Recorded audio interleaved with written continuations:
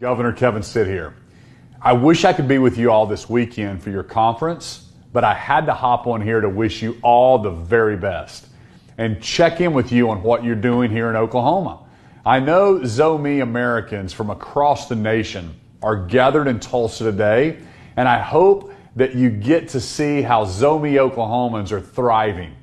I believe that God led many of you here to be a blessing to our state, and I'm so grateful for the way you're serving Oklahoma. At the Capitol, we've been working hard to make Oklahoma a top 10 state in everything that we do. We passed the best school choice plan in the entire nation, where every student can go to a school that fits their needs. We're cutting taxes.